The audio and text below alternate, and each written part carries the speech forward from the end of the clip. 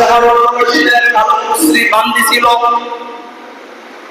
কালো কুসরি বান্দি দেখতে অসুন্দর হলে কি হবে? কালো কুসরি বান্দি মাথার মধ্যে অনেক বুদ্ধি ছিল।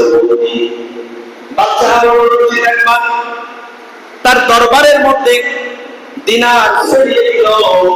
দিনার ছড়িয়ে দেওয়ার পরে টাকা স্বর্ণ মুদ্রা ছড়িয়ে দিল।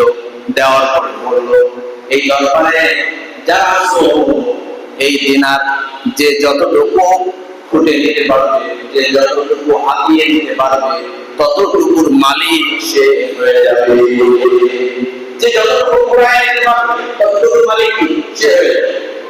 এই কথা যখন বলেছে বাদশাহ হারুন রশিদ, তখন সবাই দিনার পোড়ানোর জন্য ব্যস্ত হয়ে গেল। সবাই টাকা পয়সা জমাইতেছে, কিন্তু সবাই পোড়াবে কি হবে? বাদশাহ হারুন রশিদ একজন মানুষের দিকে তাকিয়ে অবাক হয়ে গেলেন। সেই মানুষকে আর কেউ নয়, সেই মানুষটি হলো বাদশাহ হারুন রশিদের ওই কালো কুসরি বান্দি। আল্লাহু আকবার।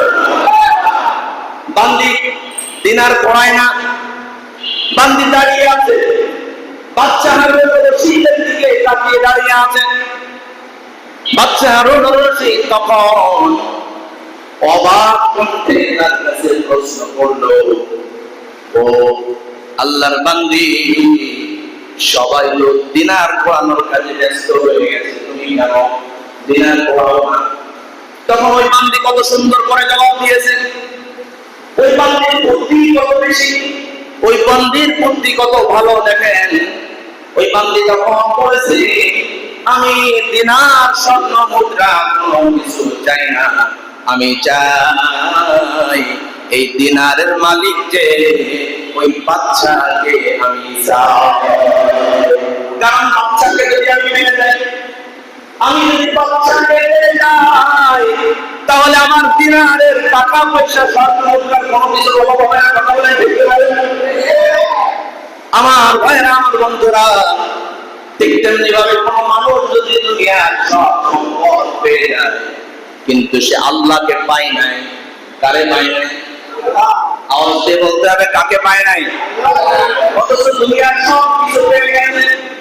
একজন মানুষ দুনিয়ার সব কিছু পেয়ে গেল, কিন্তু আল্লাহকে পায় নাই, তাহলে সে কিছুই পায় নাই। কিন্তু আরেকজন মানুষ, সে দুনিয়ার কিছুই পায় নাই, কিন্তু আল্লাহকে পেয়ে গেল, আল্লাহর সন্তুষ্টি অর্জন করতে পারো, তাহলে সে দুনিয়া আখিরাতের সব কিছু পেয়ে গেল। আমার ভাইরা, আমার বন্ধুরা, তাহলে আল্লাহকে পাইতে গেলে, আল্লাহর সন্তুষ্টি অর্জন করতে গেলে আমাদেরকে কি করতে হবে?